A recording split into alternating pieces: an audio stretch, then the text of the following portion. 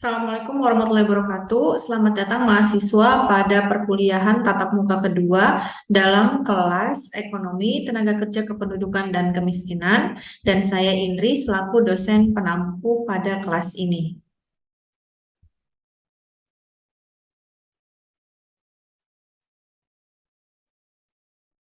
Baik teman-teman, sebelumnya di pertemuan pertama kita telah mempelajari terkait apa itu pengertian dari bonus demografi dan negara mana saja yang mendapatkan bonus demografi tersebut. Maka pada pertemuan hari ini yang kedua, kita akan membahas terkait pengertian demografi sampai dengan penyebaran atau grafik ya dari masing-masing negara terhadap persebaran penduduk tersebut. Baik, adapun ruang lingkup untuk pertemuan yang kedua, kita akan membahas terkait konsep demografi dan sejarah, lalu konsep kependudukan dan bentuk grafiknya, serta yang terakhir bagaimana konsep tenaga kerja dalam artian luas, ekonomi makro dan juga mikro.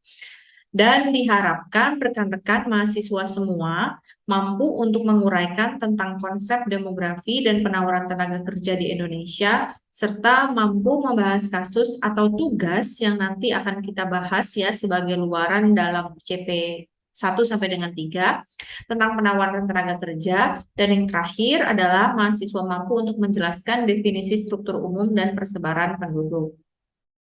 Baik, yang berikutnya kita membahas dulu ya sejarah terkait apa sih kalimat demografi. Kemarin kita sudah tahu bentuk-bentuknya dan negara mana saja serta persebaran dari segi penduduk ya per kategori usia.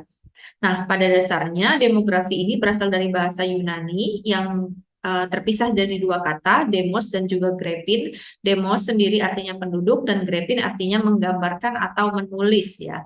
Maka dengan kata lain adalah penduduk dalam hal ini diartikan sebagai orang dalam mantra sebagai dirinya sendiri ya, maupun ada komunitas seperti anggota keluarga, anggota masyarakat sampai dengan warga negara. Nah, istilah demografi ini awal kali ya digunakan pada Achille Wheeler pada tahun 85 dalam bukunya yang berjudul Elements the Static Humani, Demography Compare atau Elements of Human Static or Comparative Demography. Ini judul buku yang ditulis oleh Achille Wheeler.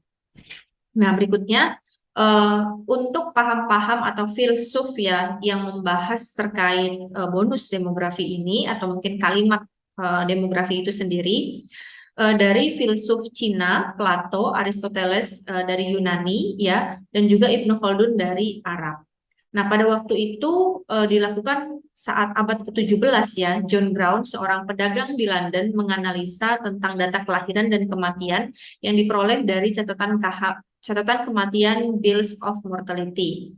Jadi dia melihat setiap minggunya petugas gereja itu menerbitkan seperti buku harian mingguan ya yang diterbitkan kepada masyarakat, dan alhasil John Brown ini merumuskan adanya hukum-hukum atau tentang pertumbuhan penduduk melalui karyanya yang berjudul Natural and Political Observation Made Upon the Bills of the Mortality, kemudian diterbitkan tahun 62. Maka berdasarkan usaha dan karya John Brown tersebut dianggaplah John Brown sebagai bapak demografi yang mencetuskan tentang perhitungan pola ya kelahiran dan juga kematian. Nah, kemudian disempurnakan kembali oleh pendapat lainnya abad ke-18 oleh Malthus merumuskan teori pertumbuhan yang sering didengar oleh teman-teman semua, yaitu teori pertumbuhan deret angka, di mana secara geometrik tingkat kelahiran manusia itu 1, 2, 4 sampai dengan 32, sedangkan untuk means of substitution ya dari segi sumber daya alam ini sangat berbeda, di mana hanya naik dalam rasio aritmatik 1, 2, 3 sempurna seperti menghitung angka biasa ya. Nah, kemudian di sini dijelaskan adanya tipe studi demografi dan studi kependudukan. Jadi ada berbagai macam paham setelah berkembangnya dari abad 18 terkait dari konsep demografi itu sendiri. Ada yang namanya demografi formal. Nah, ini dipisahkan berdasarkan variabel-variabel penentunya, yaitu variabel bebas dan juga variabel terikat. Contoh, dalam demografi formal, maka dapat kita tentukan seperti komposisi umur, ya tingkat kelahiran, lalu variabel terikat yang menentukannya adalah tingkat kelahiran dan komposisi umur juga. Nah, untuk studi kependudukan, adanya variabel non-demografis seperti faktor sosiologi, misalnya kelas sosial, kenapa orang harus memiliki anak, atau mungkin harus berpindah dari satu tempat ke tempat yang lain, itu dijelaskan pada variabel terikat dalam variabel demografis migrasi keluar. Nah, studi kependudukan dengan contoh yang tipe kedua, adanya variabel demografis, tingkat kelahiran, migrasi masuk, dan juga tingkat kematian, dan pada saat melakukan kajian demografi terkait kependudukan, karena adanya sumber daya alam yang penyediaannya tidak secepat adanya kelahiran dari kependudukan tersebut, maka pasti akan menimbulkan permasalahan pada kebutuhan pangan, lalu tingkat kemiskinan, laju pertumbuhan penduduk maupun laju pertumbuhan perekonomian, dan terakhir adalah komponen dari ekonomi itu sendiri. Maka jika kita skemakan ya dari studi kependudukan ini, teman-teman, jika teman-teman lihat di sini, demografi itu adanya di center of point. Nah, kemudian demografi ini bisa dipelajari secara ekonomi kependudukan ya, yang seperti kita pelajari sekarang, tapi juga bisa dipelajari secara ilmu psikologi kependudukan dan psikolog kependudukan. Karena dari segi psikologi dan juga psikologi seseorang untuk melakukan perpindahan penduduk maupun tingkat kelahiran, ingin memiliki keturunan, ini memang dipengaruhi oleh faktor sosial dan juga faktor psikolog tersebut. Nah, kemudian kita mengkerucut kepada pengertian ya daripada ekonomi penduduk itu sendiri, di mana kita dapat mengambil salah satu definisi ya adalah ilmu yang menganalisa dinamika penduduk dengan menggunakan teori, pendekatan dan alat analisis ekonomi. Pengertian dinamika penduduk mencakup perubahan jumlah, struktur dan persebaran penduduk yang diakibatkan oleh variabelnya fertilitas, mobilitas dan mortalitas. Jadi ditentukannya tingkat kelahiran, kematian, dan juga perpindahan pergerakan penduduk ini dapat mempengaruhi suatu lokasi atau mungkin suatu jumlah wilayah ya tentang banyak dan sedikitnya jumlah penduduk. Maka biasanya teman-teman yang tertarik meneliti terkait demografi, kependudukan maupun tenaga kerja akan mengkaitkan serta mengangkat isu-isu topik terkini. Contoh, dampak ekonomi terhadap penurunan mortalitas dan fertilitas, penyebab dan konsekuensi dari penurunan kelahiran, dan dampak dari perubahan struktur umur dan komposisi demografi terhadap perekonomian. Lalu ada lagi keterkaitan antar siklus perekonomian dan perkawinan, fertilitas, mortalitas, dan migrasi, dan berbagai studi mengenai keluarga dan pasar kerja, serta pola migrasi dan isu-isu kematian dan kesehatan. Contohnya aja kayak permasalahan COVID. Teman-teman sebenarnya bisa mengangkat salah satu penelitian ya, pertambahan jumlah penduduk akibat adanya pandemi COVID, atau mungkin struktur demografi wilayah akibat adanya pandemi COVID dari sudut pandang jumlah penduduk. Nah, topik-topik itu yang bisa relevan ya teman-teman kita angkat sebagai isu-isu ekonomi. Nah, berikutnya di sini saya coba menjelaskan tentang bagaimana sih persebaran penduduk di dunia ya. Kategorinya kita pisahkan dari negara maju ke negara berkembang dan berbagai contoh di negara-negara seperti Afrika, Amerika, Asia, Eropa, dan Oseania yang diukur secara benua. Nah, jika teman-teman lihat, untuk negara-negara yang berkembang ini memiliki jumlah penduduk yang jauh lebih banyak dibandingkan dengan negara yang maju. Karena seperti yang kita bahas di pertemuan pertama, bahwa iklimnya negara maju itu sudah kepada karir oriented dan memang tidak berfokus lagi kepada family, dalam artian anak adalah sebuah komitmen ya, bukan lagi anugerah atau mungkin kewajiban yang harus mereka miliki untuk memperpanjang gitulah tari silaturahmi dan juga keturunan. Nah, maka di negara-negara berkembang ini biasanya banyak di benua Asia gitu. Tingkat kelahiran penduduknya itu bisa mencapai 392.000 ya per tahunnya dalam benua Asia. Jadi kalau dipersentasekan sekitar 60,52%. Nah, yang paling sedikit di sini Oseania ya, pada negara-negara yang cukup maju, dan juga bisa dilihat negara maju juga seperti negara Amerika, ya Inggris dan lain-lainnya, tingkat kelahirannya juga tidak begitu tinggi, disusul dengan negara-negara Eropa seperti Belanda, Jerman ya, atau mungkin Rusia yang kemarin sudah kita pelajari ya teman-teman di perkuliahan yang tatap muka ke satu maksud saya.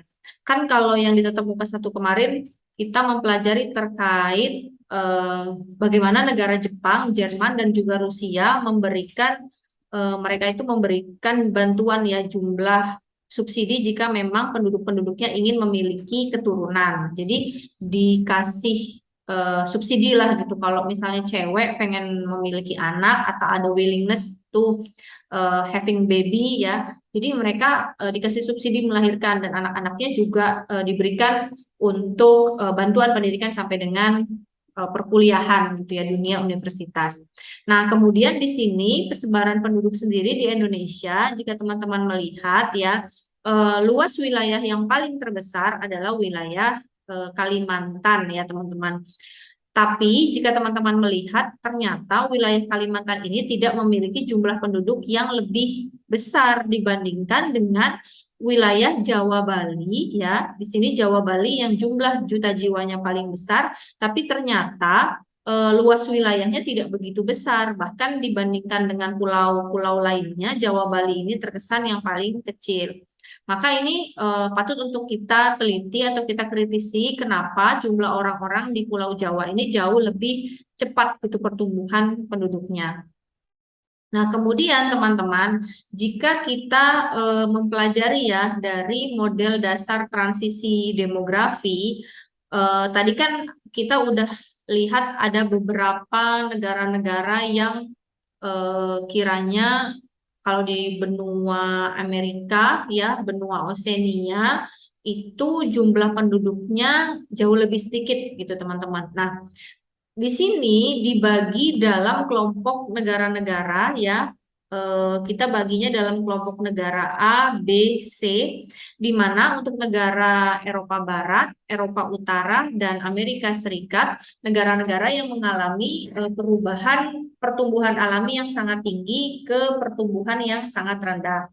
Nah, kalau kelompok yang B adalah Italia, Spanyol, dan kelompok Slovenia di Eropa Utara, Eropa Tengah maksud saya, adalah negara-negara yang mengalami penurunan baik dari segi kelahiran dan juga kematian. Dan yang terakhir adalah negara-negara selain kelompok A dan kelompok B, yaitu misalnya anggaplah ini ya, negara-negara yang tadi memiliki tingkat kelahiran yang lumayan tinggi gitu.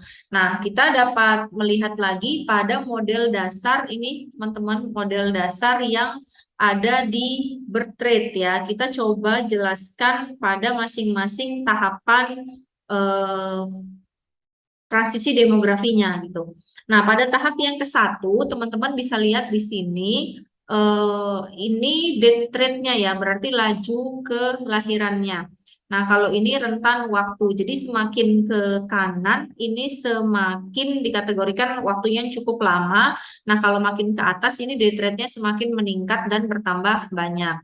Pada tahap ini ditandai dengan tahap 1 ya, bahwa fertilitasnya ini tinggi dan mortalitasnya juga tinggi. Tingkat mortalitas bervariasi tergantung dari ada atau tidaknya perang dan ada atau tidaknya bencana kelaparan dan ada atau tidaknya faktor-faktor lain yang berpengaruh terhadap mortalitas. Nah, untuk yang di B ya di ruangan 2 ini tahap 2 ini adalah penurunan mortalitas lebih cepat dibandingkan fertilitas. Jadi orang yang meninggal jauh lebih banyak daripada yang birth rate. Sorry, tadi death rate adalah tingkat kematian ya, yang birth rate adalah tingkat kelahiran. Jadi di sini kita bisa lihat kalau tadi dari awal birth rate-nya yang lebih tinggi daripada death rate ya.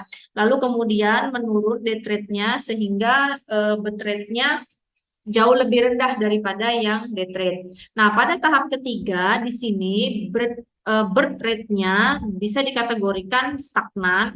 Lalu walaupun death rate-nya sempat menurun, lama-kelamaan death rate-nya jadi semakin meningkat ya. Sehingga pertumbuhan penduduk rendah, tetapi berbeda dengan tahap yang pertama, di mana rendahnya pertumbuhan penduduk disebabkan oleh fertilitas dan mortalitas yang rendah. Nah, dari bagian yang ketiga ini kemudian memberikan beberapa siklus-siklus ya, teman-teman. Ada 4 siklus yang ditampilkan di sini, di mana 4 siklus ini merujuk pada angka kelahiran dan juga birth rate yang ada di tahap ketiga tadi. Nah, untuk siklus yang pertama dicirikan oleh tingkat fertilitas yang stasioner, jadi relatif tetap ya gitu. Jadi tingkat kelahirannya ya stagnan gitu. Kemudian, tetapi menjelang akhir siklus terjadi peningkatan pada mortalitas. Pola ini merupakan pola yang terjadi pada tahap 1 model dasar transisi bonus demografi. Nah, kemudian untuk siklus yang kedua dicirikan oleh penurunan fertilitas dan mortalitas. Ketika teman-teman bisa melihat di sini bahwa grafiknya ini melihat dari tren yang menurun ya. Jadi menunjukkan tren yang menurun, di mana dengan penurunan mortalitas yang lebih cepat dibandingkan fertilitas, pada akhir siklus mortalitas dan fertilitas bertemu pada satu tingkat yang sama. Jadi ada titik yang sama di sini. Nah, untuk siklus yang ketiga merupakan keadaan setelah fertilitas dan mortalitas berada pada level yang rendah, tadi sudah ketemu di titik yang rendah ini, lalu kemudian masa fertilitas akan naik lagi, sementara yang mortalitasnya cenderung konstan. Dan yang terakhir, pada siklus yang keempat dicirikan oleh kenaikan baik fertilitas ya maupun mortalitasnya sendiri, di mana pada dasarnya dalam sejarah manusia siklus ini belum pernah terjadi gitu. Jadi sekalipun pola ini sejalan dengan pernyataan Malthus tentang positive check sebagai solusi terhadap pertumbuhan penduduk yang tinggi. Nah, berikutnya kita coba memahami ya teman-teman tentang pertumbuhan penduduk, proses permintaan tenaga kerja, serta kependudukan secara arti dari ekonomi makro dan mikro. Jadi kan kalau tahun 74 ya terjadilah pergeseran tenaga kerja agregat akibat kenaikan harga minyak. Anggaplah sekarang pun terjadi ya, di mana sebentar lagi isunya Pertalite serta Pertamax itu kan akan naik harganya gitu teman-teman. Tapi ternyata pada zaman 74 ini belum ditangkap dengan isu pemanfaatan jumlah penduduk yang dapat dimaksimalkan menjadi tenaga kerja yang nantinya akan memberikan output gitu. Jadi ternyata resesi dunia telah mengakibatkan peningkatan pengangguran. Banyak sekali perusahaan-perusahaan yang harus mem-PHK-kan karyawannya karena memang tidak mampu untuk membayar operasional perusahaan dan kemudian diarahkan untuk memberhentikan penduduknya gitu. Memberhentikan pekerjanya. Sementara dari aspek lain tidak mampu untuk memaksimalkan jumlah penduduk yang tersedia. Nah, pada tahun 80 terjadi kenaikan permintaan dan harga minyak yang kedua sehingga menimbulkan resesi pada tahun 82, jadi jatuh lagi dari tahun 74 kemudian mengalami krisis lagi di tahun 82. Waktu itu penganggurannya cukup tinggi dikarenakan inflasi ya, harga-harga kembali meningkat dan kemudian orang-orang juga tidak memiliki penghasilan. Hal ini menunjukkan adanya peranan ekspektasi inflasi dalam perekonomian di mana harusnya inflasi dapat di-adjustment lagi kembali ya sesuai dengan kebutuhan akan permasalahan tenaga kerja tersebut. Nah, jika perekonomian berada di sekitar pekerjaan penuh dalam artian semua orang mau bekerja pada tingkat upah berapapun dan rela untuk dibayar ya dengan tingkat upah berapapun, harusnya terjadi alokasi optimum sumber daya yang menyediakan ketersediaan lahan pekerjaan dan mampu memanfaatkan sumber daya alam yang tersedia. Nah, kemudian terjadilah ekspektasi inflasi yang tinggi tadi dapat mengalihkan perhatian bagi ahli-ahli ekonom makro pada usaha memasukkan ekspektasi rasional ke dalam analisis fluktuasi output dan inflasi. Di mana inflasi yang dapat di-adjust kembali, direndahkan ya, harganya murah sehingga dapat menunjang kemampuan seseorang untuk membeli suatu barang dengan anggapan tingkat upahnya mampu disesuaikan dan semua orang dapat bekerja penuh. Sehingga analis ekonomi kembali menekan pada pola harga dan upah. Sebagaimana tadi saya sampaikan, tingkat harga kan tinggi sehingga terjadilah inflasi. Harusnya terjadinya expectation inflation menjadi rational expectation, di mana harga yang tadinya tinggi harusnya diturunkan, kemudian orang rela untuk bekerja pada tingkat upah berapapun. Jadi asumsinya adalah full employment, sehingga penyebab-penyebab dari fluktuasi itu dapat diredam. Nah, teori ekonomi makro ini lebih cenderung akan menentukan tingkat output dan tingkat pertumbuhan output pada keadaan pekerja penuh. Nah, dalam mikro kita juga dapat melihat tingkat upah yang nantinya diminta ya per tambahan tingkat upah maupun upah yang tersedia per masing-masing tenaga kerja ini akan memperoleh tambahan marginal dari konsum yang mereka dapatkan gitu. Nah, kemudian tingkat output aktual relatif terhadap output potensial ya pada setiap titik waktu, di mana kembali lagi ini asumsinya orang bekerja pada tenaga kerja penuh dan alhasilnya nanti dapat mengurangi angka pengangguran yang terjadi. Sehingga terjadilah ya tadi teori stabilitas gitu. Nah, hubungan antara inflasi, pengangguran itu ya dapat dijelaskan lebih rigidnya nanti pada kurva Philip yang menerangkan adanya hubungan yang berlawanan atau trade-off antara tingkat pengangguran dan inflasi. Jadi kalau inflasinya tinggi, harusnya penganggurannya itu rendah. Dan kalau inflasinya rendah, berarti penganggurannya juga sedang tinggi gitu. Nah, kemudian dari data waktu ke waktu menunjukkan bahwa hubungan antara gap yang dihasilkan oleh GNP aktual dan potensial dan tingkat pengangguran gap GNP akan makin besar bila tingkat pengangguran itu terus meningkat, sehingga disempurnakan lagi ya ada paham lainnya dari hukum Hopun yang mengatakan bahwa kenaikan GNP aktual sebesar 3% akan mengurangi pengangguran sebesar 1%. Jadi tadi kalau yang kurva Philip menghubungkan antara inflasi dengan pengangguran, nah hukum Hopun menghubungkan antara GNP atau pendapatan nasional terhadap pengangguran. Ketika kita lihat dalam grafik ya skema pendekatan makro, bagaimana sih permintaan akan tenaga kerja ini bisa terjadi full employment maupun kenapa sih tidak bisa terjadinya full employment, ini dijelaskan dalam hal berikut. Kan tujuan akhirnya adalah output employment ya dapat menghasilkan tingkat harga yang stabil, tingkat bunga yang stabil maupun tingkat upah yang dapat dinikmati pada setiap jenis lini pekerjaan. Nah, ini disebabkan sebelumnya jika kita tarik ke belakang adanya pasar barang ya yang memang selalu membutuhkan tenaga kerja untuk memproduksi barang-barang ini, serta adanya pasar uang yang selalu diminta sama masyarakat untuk memenuhi kebutuhan sehari-hari, dan di sini pasar tenaga kerja yang tersedia untuk menutupi permintaan dan penawaran yang dilakukan oleh konsumen dan juga produsen agar terciptanya permintaan agregat serta penawaran agregat. Sekali lagi ini dikategorikan jika tenaga kerjanya penuh ya mau bekerja. Nah, bagaimana jika tidak terjadi pada konsepnya tenaga kerja penuh gitu teman-teman.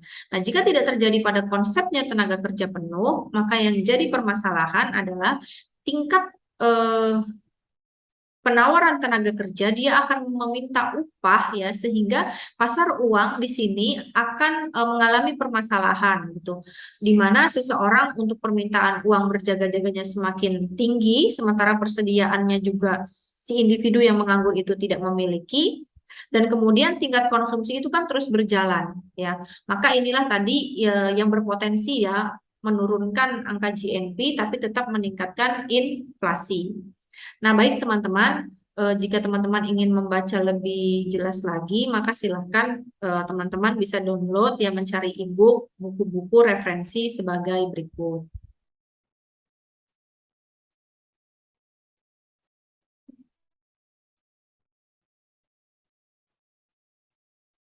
Baik, kesimpulan dari perkuliahan tatap muka kedua yang dapat kita pelajari hari ini, di mana jika teman-teman cermati di awal ya, bagaimana awal mula demografi itu dibentuk dari abad 17 ke 18 dan hubungan antara John Grout dan teori Malthus ini sangat erat, sehingga tadi terciptalah beberapa siklus-siklus pertumbuhan antara birth rate, death rate, hingga keempat siklus pertumbuhan fertilitas dan juga mortalitas.